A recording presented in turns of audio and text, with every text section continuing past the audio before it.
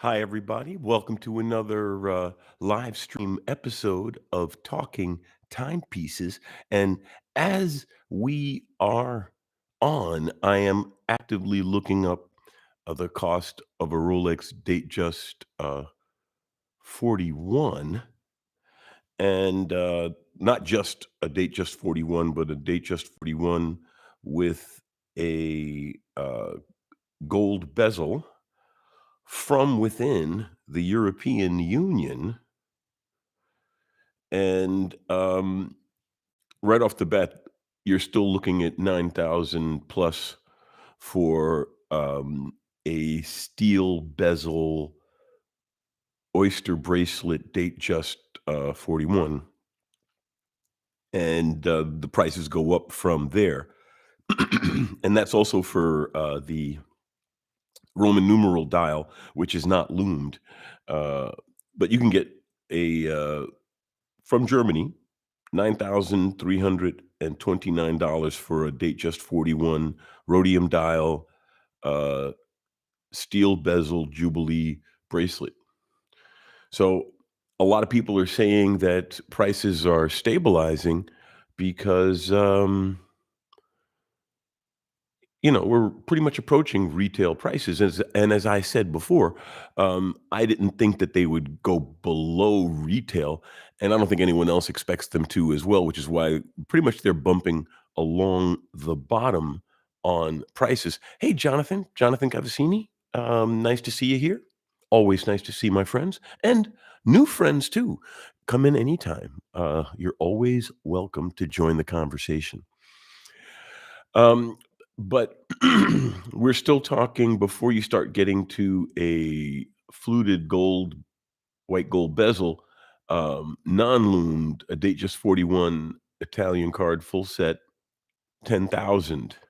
So yeah, the prices are pretty much bouncing along now at what everyone is thinking are the going rates right now, market rates for a watch. And I mean, full disclosure, everybody knows I very recently bought this fluted oyster bracelet date just.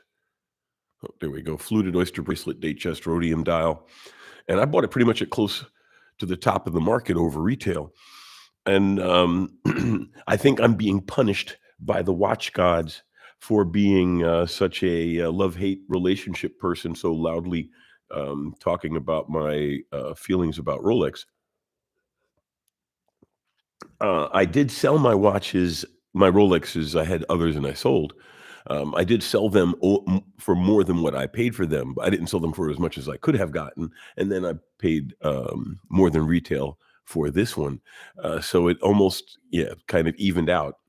And I also suffered the bite of what I said. I hope the speculators get burned. I'm not speculating, but I got burned as well. So goes shows what happens if you wish it on someone, and it happens to you. There's something philosophical in there as well. But common sense wise, it's hard to know when a bubble is going to burst. And when it comes to Rolexes, I don't think it's so much of a bubble as it is a roller coaster, because those prices will be back. Maybe not the skyscraper prices on the Daytonas and some of the exotic pieces and Tiffany's, but we'll see 13 and $14,000 date justs again in the next. And I mean, you can see them now. There are people who are asking those kinds of prices still for their Rolexes because they don't want to just give that money up that they put into it.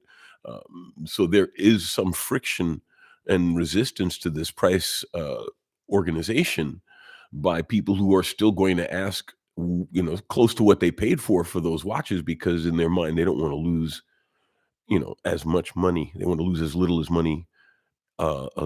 money as humanly possible. I mean, who doesn't? So, but the best thing to do if you own a Rolex now is to hold it. Now's a good time to buy a Rolex. I would agree.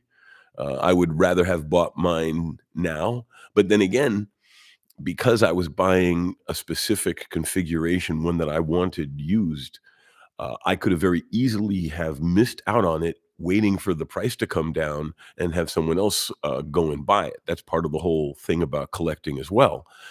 You have to be ready for someone else to buy the watch you want. In an open market, anybody can buy that piece unless you get some kind of a note from the dealer and have them put it in the back for you. You come back to that watch and it's gone, and you get kind of sad. I mean, you've done it yourself. I can easily imagine that most of you in the audience have been looking at least one watch in a window that at one point disappeared, and you kind of like felt sad, even though you may or may not have wanted to buy it, but you liked the chance that you could have bought it. When I bought that Sin Compass, the dealer told me that, because I bought multiple watches from him over the years. I've known him for several years, and so I visit him reasonably, relatively regularly, just to chew the fat, as it were, occasionally as well. And he pointed out how several customers came in saddened by the disappearance of the Sin. And I mean, we're only talking about a 2,000 euro watch. But, there were a lot of people who were hoping maybe he'll come down in price. I don't know, maybe I'll wait for this to happen. Maybe people were saving up for it. So, I don't regret paying over retail for my, Rolex.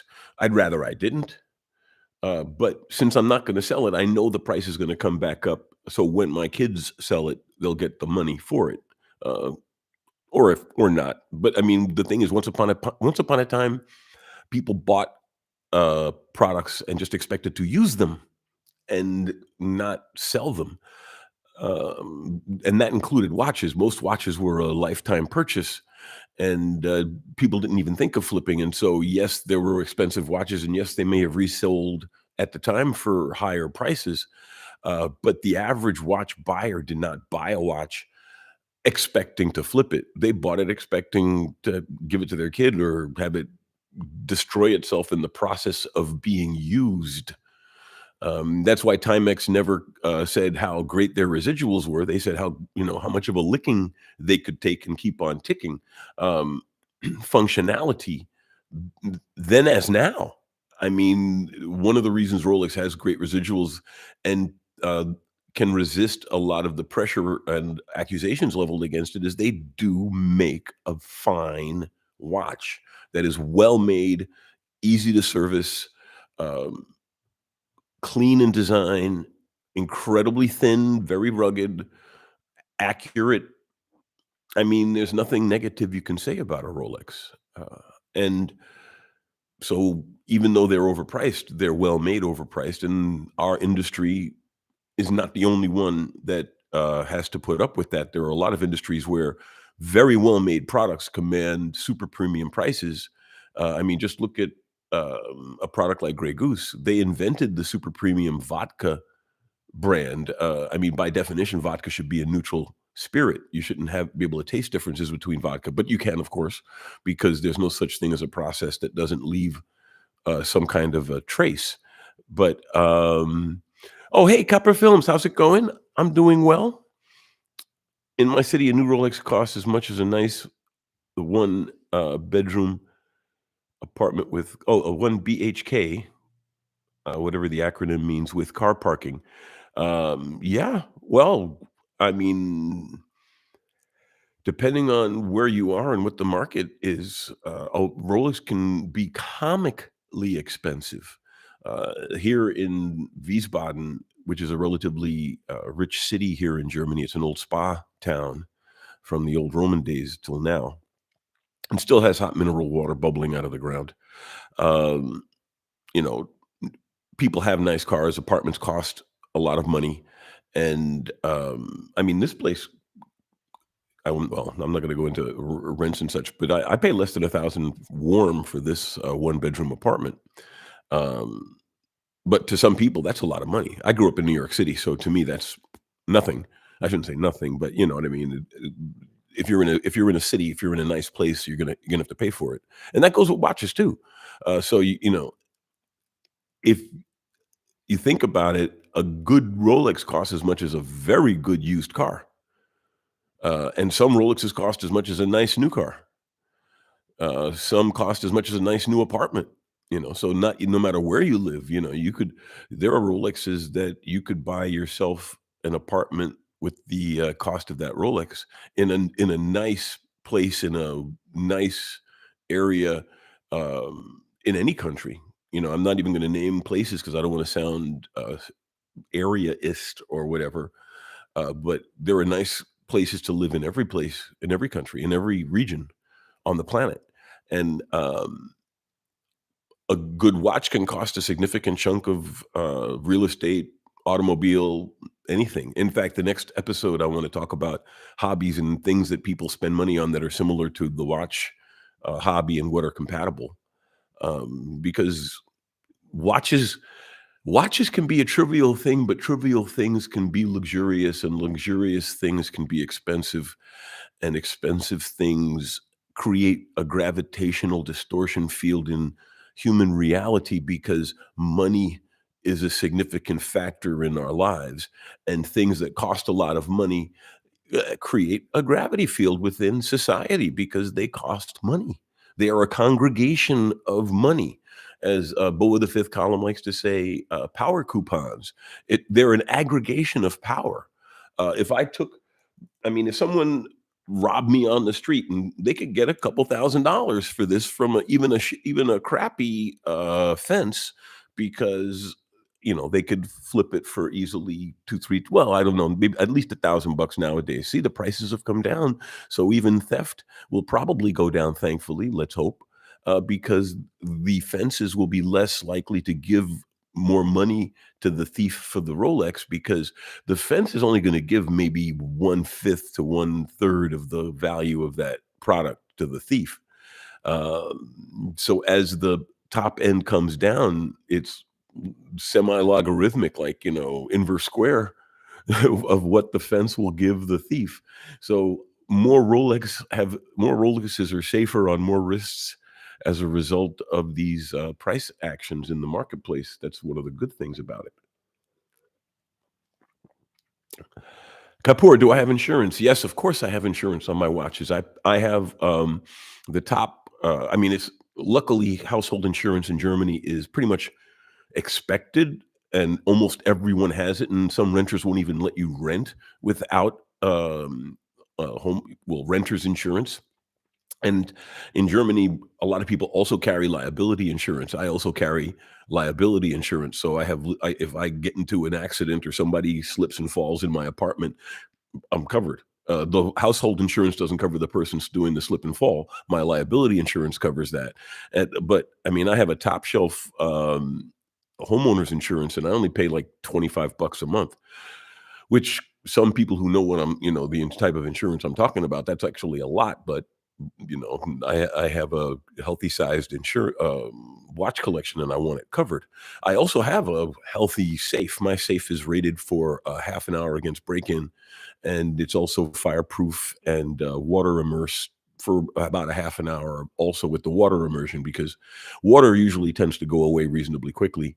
The fire as well, but there's always going to be water when there's fire because that's what the firemen do when they come in. So a good safe should be both fireproof and waterproof. And mine's not even an electronic combination safe or even a spin combination safe. It's a key with a really long key. So that means the mechanism is deep inside the door, and that's one of the reasons they say it's a half hour. In other words, someone who knows what they're doing can get in faster, but someone who uh, can pick locks but doesn't know that model will take longer. So the average is about a half an hour. So the insurance company will insure it, and the safe company itself insures it till like 20 some odd thousand. So without even insurance, just putting my best watches in the safe, if the safe gets broken into, the safe company will cover the cost of the watches I put in there. But no, I have the safe to keep the watches in when I leave the apartment for any length of time. I have the insurance to cover everything else around the apartment, including the contents of the safe. And the nice thing, yeah, I live in a reasonably nice neighborhood, in a reasonably nice city, in a reasonably nice country, uh, and there's not a lot of theft going on. And I'm lucky in the fact that having a restaurant underneath me, some people don't like that, but I like the fact that there's always people around until very late at night. And the walls are thick in this building. It's actually typical good European construction. Um, and I hardly know that they're down there. Uh, the heat, though, I currently am not using my heater. I'm letting the apartment get heated from downstairs. I'll let that run as long as possible. See if I can how long I can run without the heater. But no, I mean, I live with simple means. My only extravagance is my watch collection, but I take care of it, and I take care of my stuff. And I mean, some of the things I own are worth money that I don't even think about, but have to be covered with insurance as well. Like my Google Glass. I mean, those things are weirdly enough. I mean, and those have the prescription lenses with them, so that means prescription frames. You could put whatever lenses you want, but at least I have both the lens and the lens-free configurations for mounting them with the case and all the paperwork and everything else. So I mean, it's worth money now because there are even people bringing them back for different applications. But if someone stole that, I'd be devastated as well. I mean, half the stuff that I have here isn't even replaceable, and it's worth money. So having insurance is a palliative. The insurance will cover having this replaced, but the insurance won't cover having half the stuff in here replaced. My Edison phonograph or these 30-year-old Infinity reference standard B speakers. So yeah, insurance is important though, but protect your stuff too. Insurance is like getting an immunization. But don't lick toilet seats. You know what I mean? Protect your stuff. Insure it, but protect it too. Um, Especially if you're going to hold a bunch of roll. Well, I only have the one now, and I'm just going to keep the one. But if you have Rolexes, hold them right now and get a good safe for them and get them insured. But yeah, I'd hold, or if I was thinking of buying, now's a good time to buy. I don't think the prices are gonna go much lower in the gray market. They might go down a little, but I doubt they'll go below retail because there are still waiting lists.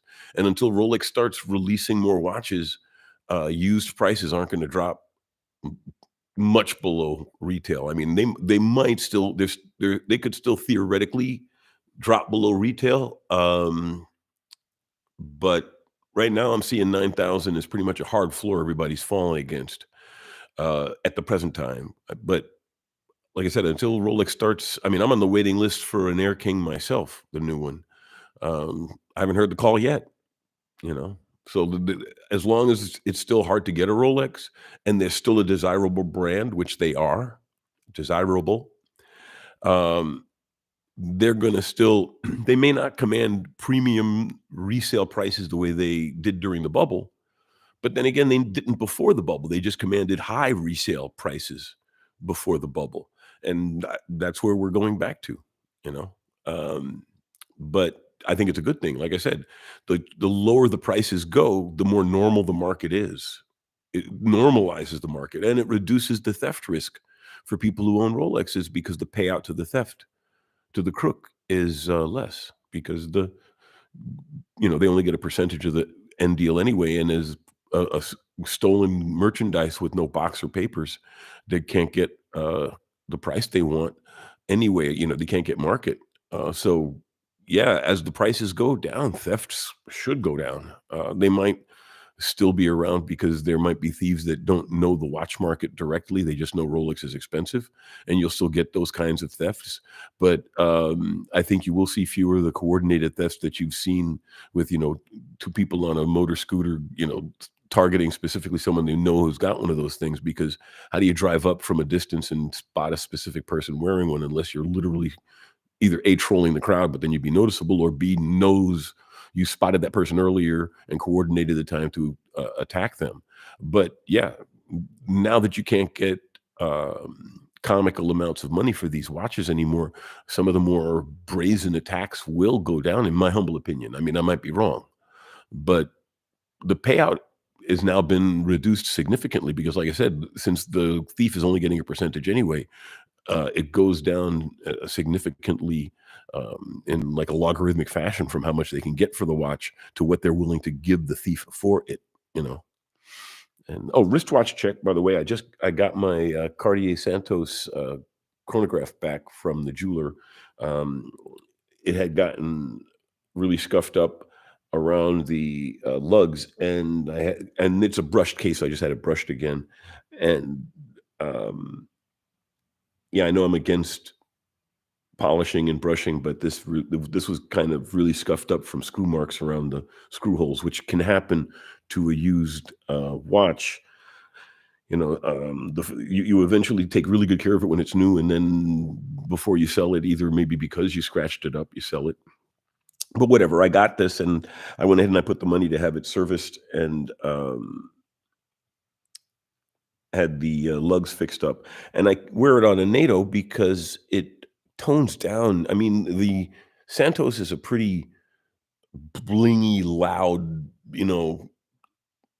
big wrist presence, in your face kind of watch. I joke that this is now my replacement in your face watch to replace the Tag Heuer Carrera 2 skeleton that used to be my old in your face, chronograph. But wearing this on the NATO, I think, tones it down enough that it's more of a casual watch than a really dressy watch. But I still have the leather strap for it and a metal bracelet. Let's see. Is it legal to own guns in Germany for protection of home? No, it is not. You can get it. You can own a gas pistol. You can get one of those new ones that shoot the pepper balls. The only way you can legally own a gun and keep it in your home is if you're an active member of a hunting lodge here in Germany, and then obviously they are weapons for hunting. But yeah, that's the only legal way outside of being a cop that I know of. In fact, I had an American friend, and that's how he was able to keep weapons at home, because he joined the military's Rod and Gun Club, which was affiliated with a local German hunting lodge, and he had then the legal cover to keep some rifles in his home, because he was legally, and he actually did wind up hunting and participating in the club. Because that's the nice thing about German clubs is German clubs aren't really clubs, they're lifestyles. You join a German club, you have a group of friends that if you stick with the club for any reasonable length of time, you're gonna stick with them forever. And you'll have people who'll show up at your funeral. The choir or the knitting club or the book club or the stamp collecting club or the watch collecting club, or the gun club in Germany. They're that kind of a society. It is nice to have that kind of camaraderie in an organization. I sang in a German choir in a town I once lived in northern Wiesbaden. It really is an interesting dynamic. But yes, you can own guns in your home, but you can't keep them there for protection. You would only have the only way that I know a civilian can keep guns in their home in Germany is as a member of of active hunting lodge, and that could have changed because this was back in the 80s, as far as I know, when my friend was doing it using the legal loophole. They could have changed it in the interim. Oh my God, more years than I want to think about. But no, you're not allowed to keep guns in Germany at home. But I have a air pistol that I use just for target practice, and I have my sword in the suit of armor. So unless that person's armed in the confines in the narrow area of an apartment, I have an advantage with a sword over them, unless they have like brought something equally medieval. Um, if they're just a breaking and entering thief, they're not going to try to get in anyway once they know someone's inside. So the most of the danger of theft is break-ins when you're away. But also everyone knows I work from home as a writer. So I get everyone's packages and stuff like that. So the local people who might be interested in that kind of thing also know that I live a pretty visible life, and I do take care of my stuff. And so I'm not really worried about that to any significant degree. I'm really not. And frankly, if it's any thief that's that badass, I hope that's not a bad word for uh, YouTube, but any thief that's got the cojones to come in here while I'm in here and is armed. Because the thing about Germany is, because it's so hard to get a gun, common thieves are not armed. Serious thieves are armed. The old argument they have in the States about, I'm not going to go too political or too deep into this, but I just wanted to touch on it. A serious criminal has a gun, yes, but they're not going to use it on us. They know we're not armed. So, number one, they're not going to use it on us. Number two, anybody who's that deep to have a weapon is not breaking into apartments. They're using that gun to shake down people or defend themselves in serious deals that involve incredible illegality. They're not using those guns to break into somebody's apartment. It's too small time for the level of commitment you have an elite, a highly, incredibly highly illegal weapon in this country. If they caught you with an automatic pistol concealed on your person, you're going to jail. You may not go to jail for a long time, and it's a nice jail here, but you're going to jail. Um, so the average crook doesn't need it anyway because the average person doesn't have one. You know, that's all. I mean, that's my commentary on that. I rent a one bedroom. Okay, yes, I own multiple expensive watches, probably costing more than a new apartment. Do I own other properties? No, I'm just a writer, and instead of spending, I used to spend my money on cars. So if this conversation were going on, say 15 years ago, I would be in Brooklyn at my home that I had there with my second ex-wife. Um, I was married twice, divorced twice, not married a third time. But I have a very charming lady friend. But back then, I had a Porsche 944 that I spent this kind of money on to restore it and maintain it, which people think is completely, cool. Oh yeah, you spent $2,000 on those tires and another 2,000 on the exhaust system. And oh yeah, how much did that stereo system cost? And the new well, no, I had fuel inject the new fuel injectors or you had to have the engine swapped out, and so you had to go to a junkyard and buy a used Porsche engine and swap it out, which I've done. Nobody thinks it's odd to drop that kind of money on a car. They're shocked sometimes, like, "Wow, you spend that kind of money on your car." Um, but the nice thing about spending that kind of money on watches is the watches are still here. When I sold the last car I owned, which was a BMW convertible, I sold it about 6, 7 years ago and, started spending my money on watches. And I spent about the same amount of money on watches that I did on cars, but over close to a decade now, it's accumulated. And I took the money from selling watches in the collection that I got for the show and for my collection, and then I didn't flip them. I actually don't really make a lot of money when I sell the watches. Sometimes I lose a little bit, but I sell them just to move them on. But if I sell 3 $2,500 watches, then I go out and I buy myself a $7,000 watch, um, so I can both A, enjoy it and show it to you all, and B, maybe I'll like it enough to keep it in the collection. Like I bought this one predominantly as an investment piece and to add to the collection as an investment piece and maybe put it on the show. But I've come to like it. It's a really cool piece in its own cool, funky way. I thought it was comically thick, but it's the design. It's actually thinner than the two other chronographs I have with the same movement. My Mito Ocean Star chronograph and my, I forget the other one off the top of my head, but it's thinner than both of them.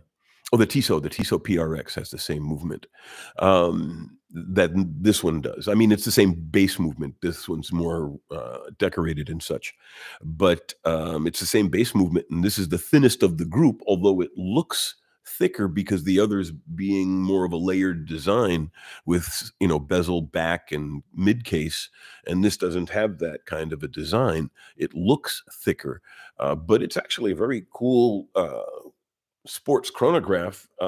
The original Santos that Cartier made was not intended as a jewelry watch. It was made as a aviator piece for his friend Santos Dumont. So actually, the Santos was the first, not the chronograph, but the Santos three-hander was the first men's wristwatch and the first pilot's watch, technically. So I felt I had to add it to the collection and maybe keep it and at least have it in the collection for a couple of years, enjoy it and talk about it and pass it on. But no, I think it's going to wind up in the permanent collection.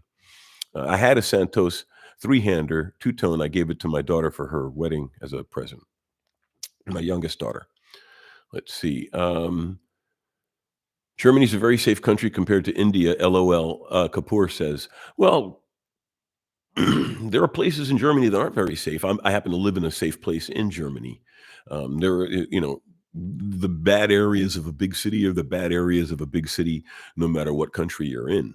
But this is a small city, and I live relatively close to the middle of it. In some places, living near the train station is not a good thing. But this is a small enough place that living near the train station is a good thing, or not necessarily a good thing, but not a negative thing. Some of my friends think I'm crazy to live in the urban area of town, but like I said, growing up in New York City, this is cute that they think of this as urban, to compared to the places that I've lived in and grew up in the United States and in Brooklyn and Queens. Let's see. Neil, hey, how's it going, Neil? Sorry about the last 2 meetups. Got a new watch. Happy day, Neil. Very cool, very cool. Kapoor says, "I own an Omega Moon watch and a couple of luxury pieces, but they're in the safe. I don't dare wear them." Well, what I do with my nice pieces, I wear them to events where other people are wearing their nice things. And either some, mass criminal like the Joker is gonna show up and, try to steal all our stuff, or there'll be, event security and such like that, and we'll, you usually take a cab or park someplace nice or have valet parking in an event like that, so you can wear your nice watch with your suit to and from that event, and then change back to your beater to go to your local bar. But then again, I don't know the dynamics of your situation, but that would be my advice: is or when you're going to that trade show, don't wear it. Keep it in your suitcase. Keep it in your personal luggage. Never put it in check luggage. Never put a watch in check luggage. But keep it in your personal carry-on luggage. Don't show it to anyone except customs, and wear a beater, and then just keep the nice watch in a case, and then swap the watches when you hit the nice event or the bar in the nice hotel. So when you have a nice watch, you have to gate where you wear it. But if you think about where you wear it, you can at least wear it sometimes, which is what counts, to get a chance to wear it and talk to people about it and enjoy ownership of it. Even if you don't talk to people about it, you look at it and you go, "Wow, nice watch," because that's what we do, right? Oh, I can't afford a Rolex yet. Oh, took me a long time. I mean, I'll be 61 next week. Took me a long time to get to the point where I could afford a Rolex, and most of it was because my base expenses dropped away as I got older and my kids became adults and such, and I live alone and I'm single. That frees up a lot of money. But when I was a family man, as it were, I didn't have the budget to buy a lot of watches. I didn't have the budget to spend a lot of money on cars either at the time. And whatever excess money I had did go into cars. But, most people have other pressures in their life that draw the money out of their wallets, to put it mildly. Do I own any cars now? I don't own any cars now.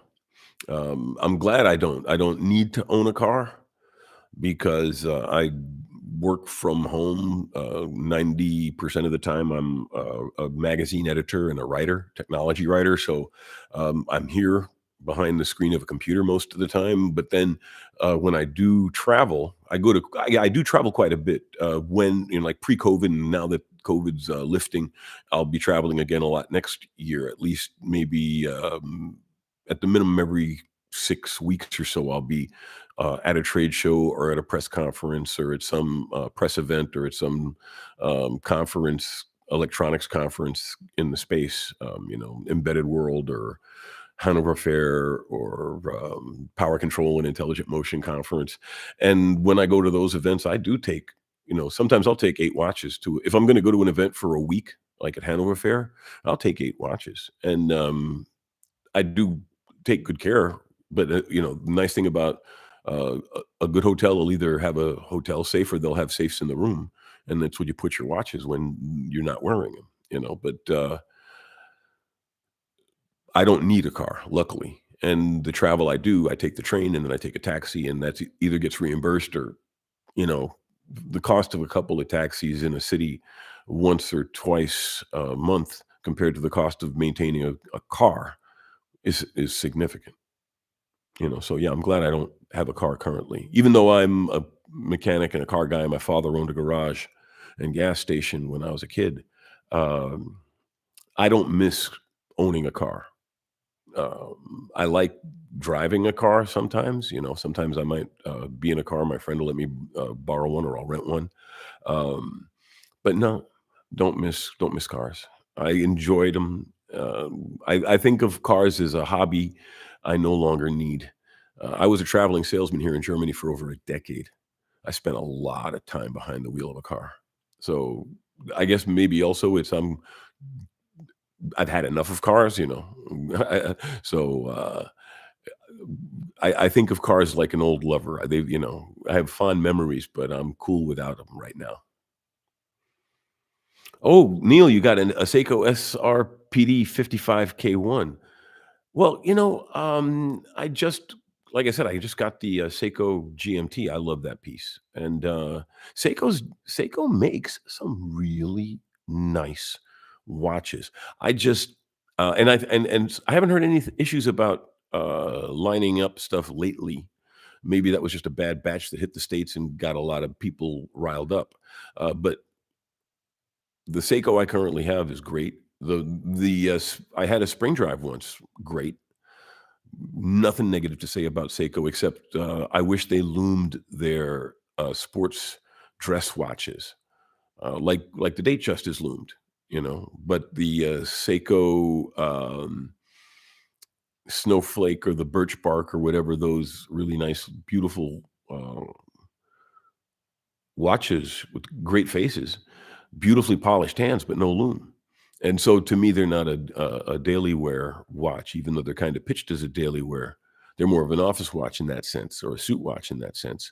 Because suit watches are okay to not be loomed. And well, all of Seiko sports watches, including their spring drives, are loomed. They're true sports watches. Their Marine Master and even their spring drive GMTs and all those are all loomed. So I'm not saying they don't loom their watches. It's just I wish they loomed their more dressier sports, dress luxury sports watches. Um, I wish that even the token loom that JLC puts on some of their stuff, that little strip of loom that just barely works because they don't want to break up the beauty of the hands and they're worried that, if the loom degrades, but at least they put some loom in those hands. But then again, that's an argument we had a couple of episodes ago, so I'm not going to belabor that point. But yeah, Seiko makes good stuff. To long story short,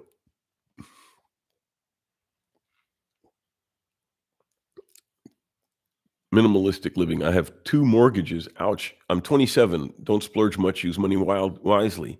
Well, there you go. You're probably one of those cool young Indian entrepreneur guys who are going to have more money than I'll ever make in my lifetime by the time you're 40. But that's cool too. You do you. And if it's successful, nothing's wrong with being successful. Just think of the planet once in a while, okay?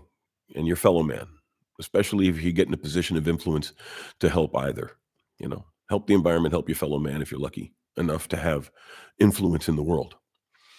And good luck. Consider getting a loan and getting a Patek as an investment. Now, as I've done an episode on that too. You should take a look at the discussion we had on that.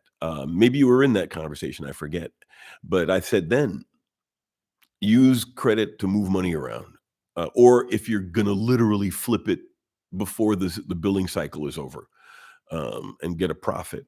But if you're buying it as a long-term investment and borrowing against it, that's like borrowing to buy stock.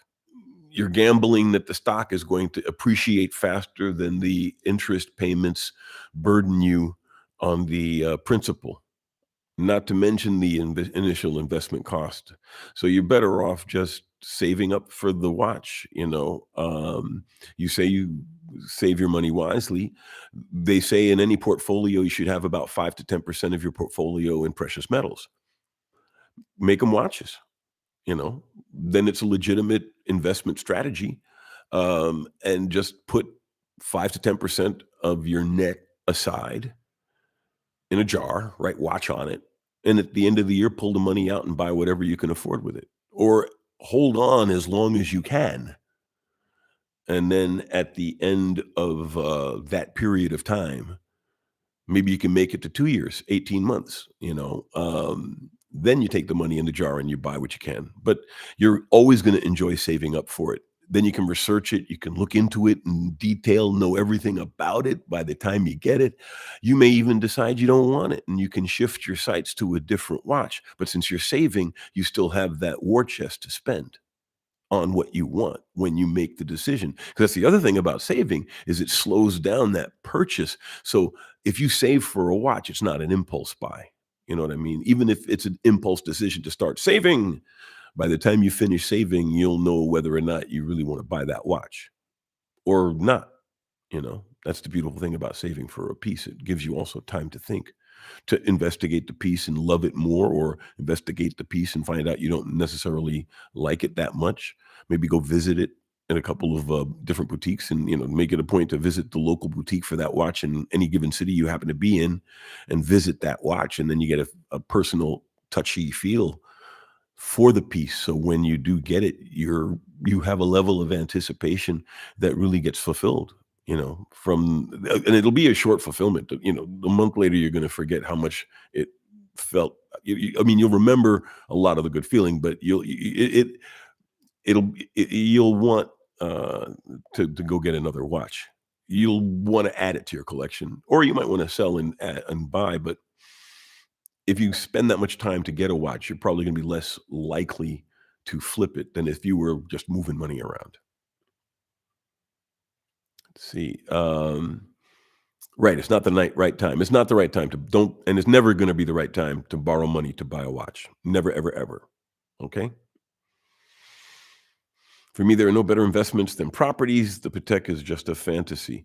Well, most of the people who I know who make a lot of money or have a lot of money got it through real estate. Um, there are a lot of arguments one can make about real estate in one direction or the other, as far as morality of the property is ownership or theft or whatever you want to, various arguments. But it's a good business. And as the old saying goes, they don't make any more of it. So real estate is a good business to get into. It's a cutthroat. It's a brutal business. It's a very tough business, but it's a rewarding business if you can put up with it. But then again, there are a lot of businesses like that. Watch sales can be ruthless in its own way as well. Ask Federico. He's talked about his watch sales days. When I sold, I remember going to Bremerhaven to do a commissary reset. They just put a brand new commissary up in Bremerhaven at the military base up there, and I went up there, and we were the big beverage reps. We had Anheuser-Busch and Heineken and Robert Mondavi and Gallo, but we also had a small spattering of household good products, U-Ban coffee or something like that, or, that kind of stuff. Very, very middle of the road. A few consumer goods highlights, but nothing heavy duty. And going to the commissary or going to any store actually and doing a shelf reset, any grocery store, and doing a shelf set where you're arguing with the other vendors whose product goes where on the shelf and how many across. And it really is incredibly tedious, incredibly stressful, and incredibly high pressured, but also incredibly important, because once that shelf is set, the restockers are going to restock it like that for as long as the facility doesn't change their inventory lineup. So the shelf set's very important. you know so sales, business, each has got their own facets of what I call the dirty stuff to shinola ratio. Because yeah, there's pressure in every. I mean, even in writing. I mean, I'm a lucky guy because I've made it to this point in my career where it's easier, but it's hard selling, your words for money, in any space. And my heart goes out to people, especially now in the internet space, because it's like, cooking. Everybody can cook a little bit, and so it's hard to be a well-paid chef unless you really, really, are outstanding in your space. So, real estate, yeah, that's a tough business. So kudos, and I hope it all works out for you. Antares, good evening, my friend. How's it going? I hope everything's going smoothly for you. The world is rotating properly in its orbit for you. Drinking, Bitburger out of the can tonight. That's why I decanted into the glass. When I am lazy, I just drink it out of the can, but I at least, wipe off the, top of the lid first. I once saw a UV light, image of the top of a can after beverage processing, and even the cleanest can got a lot of, particulate, material from industrial processes on the top of the can, and just dust and dirt from the warehouses and that it's been in and such like that. Nothing toxic or dangerous, but why not wipe it off or pour it into a glass? Uh, Kapoor says about ladies and the internet in today's time. Well, I don't know about that. I think it's a modal, multilingual, multi-protocol marketplace. I mean, look at our space. I don't know if the ladies control our space. There are a couple of good lady watch bloggers like Jenny L. But I don't think they dominate our space. If you look at automobiles, there are some very good lady mechanic, lady car oriented, lady driven, lady um, acted, presented, very good. But I don't think they dominate. I think it's a balance. I think the markets where women have a stronger voice, they're going to have a higher presence. Music. You're going to see a lot of women on music blogs because there are a lot of really musical women out there. I'm not saying there aren't a lot of good female mechanics, but our society tends to suppress the expression of one in women and encourage the expression of the other.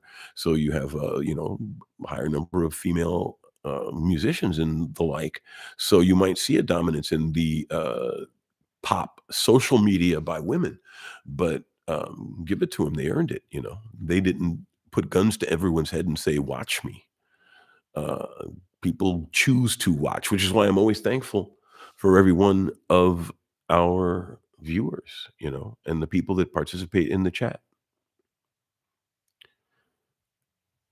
Antari says, "What do you think about Panerai? I like the design, but they are pretty expensive." And well, the thing about Panerai is Panerai had a bumpy period when they had a counterfeiting scandal because they were making very clean, very um, cleanly laid out with watches with modified off the shelf movements in their earlier days, and they were relatively easy to copy. And at their very high price points, um, they were easier to flip and move around. In fact, the Panerai video I did on the 111, someone said, "Hey, that looks like a you know fake."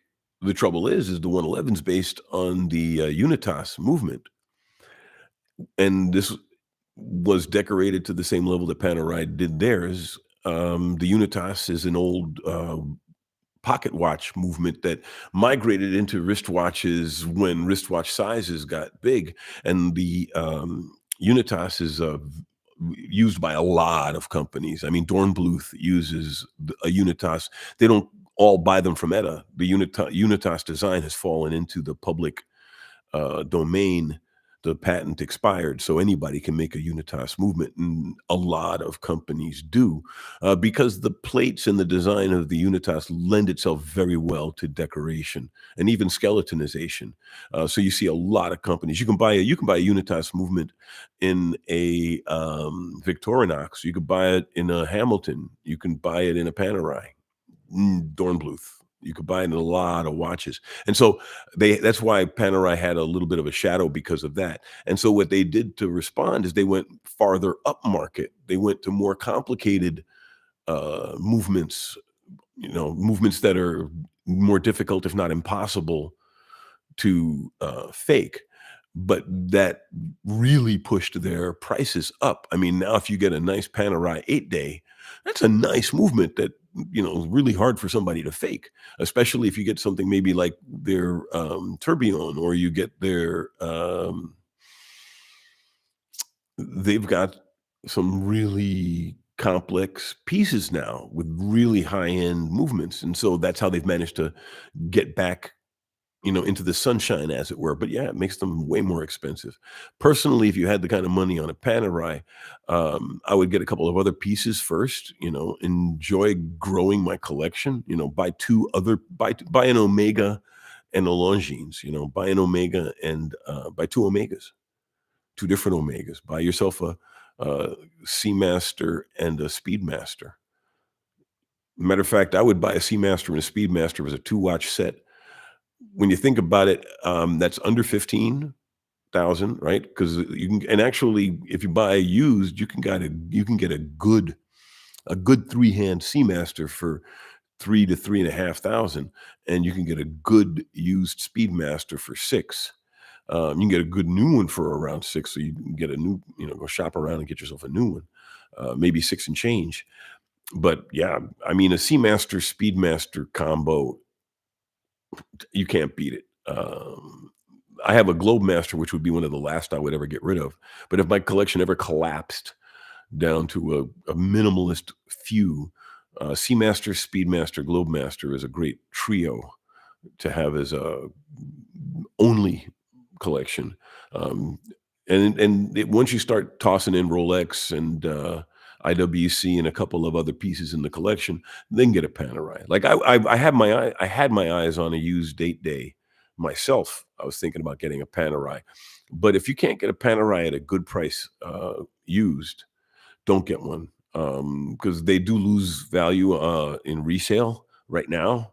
They may continue to raise in prominence to where they're, charging premium used prices again. But you can get a good used Panerai now for like 5 to 6,000. Beginning. I mean, they go up from there, obviously, but you can get yourself a decent used Panerai and get it from a dealer. Don't get it from don't it, on a place like Chrono 24. You can get watches from private sellers and from dealers. And the only negative experiences I've ever had, and I haven't had all negative experiences with private dealer sellers. I've bought from multiple private sellers on Chrono, but I would advise only buying from dealers on Chrono because number one, they're rated. Number two, they have to pay to be on Chrono as a dealer. They have skin in the game. They could lose their status as a dealer. Uh, they get certain privilege, not privileges, but they, the way they can work on the site and link their stuff together on the site, so they can have storefronts and the like within Chrono. But the thing about a dealer is they're part of the Chrono 24 guarantee. So if you have any issues with that watch, if you buy it from a dealer, Chrono 24 will help enforce you getting your money back. So there's that. But yeah, I would wait and buy a Panerai, and then I would buy a Panerai used.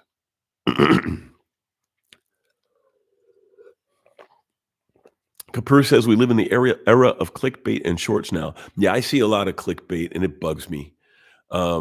The way I respond to clickbait is make better content because I'm lucky in that I'm a content creator myself, and so I try to lead by example. I try to make sure that my content is of a caliber that it makes it worthy of your attention, and also that it, yeah, is not clickbait, and it does provide what it presents.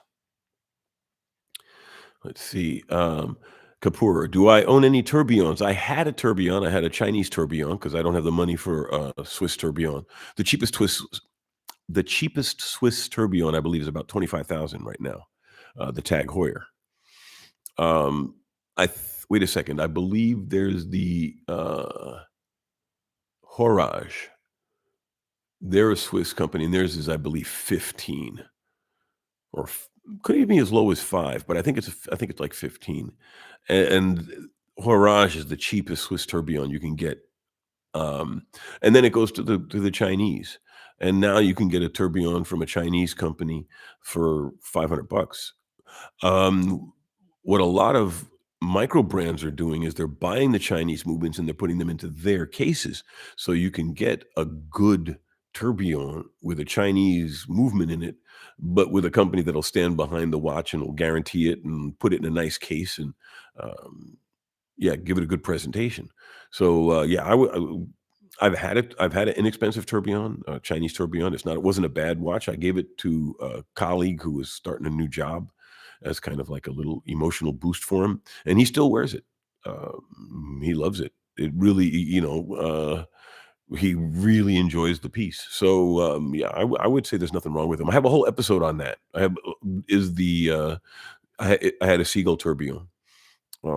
Seagull movement in it was a reef tiger, but I have a whole video on that. Is it worth it? And I for the price point, it is. So definitely. But yes, I've had a tourbillon before, and I might get one again. We'll see. You know, I'm not dead yet. Let's see. Antares, I also had a look at the Longines Zulu time. It looks like you got a lot for your money. Yes, I just posted today my GMT roundup. I encourage you to check it out. Not just you, Antares, but all of you. And in it, I talk about the Longines. I really like it. I really like it. I got it original. I've got the metal strap coming, but I have it currently on the. It feels like a cloth kind of maybe polymer. It's not really a leather strap, or it could be a very interesting texture leather, but it's got a really nice deployant strap with micro adjustment. And there are very few straps. Like the only ones that I've experienced personally were the Mont Blanc and the Zenith had nice micro adjustments in their deployants. Omega doesn't. They have a nice deployant, but it's not a micro adjustment. It uses the holes in the leather strap to adjust. Well, I mean, so do these others, but the micro adjustment lets you get away with like a half of a whole gap distance. So, like on a hot day, you could loosen it up and all. Which really, micro adjustment really does make a big difference, even with a leather strap. But yeah, the Longines Zulu, it's a traveling GMT. It has a flying out local hour hand, and it's a bidirectional true GMT bezel. It's got half hour clicks.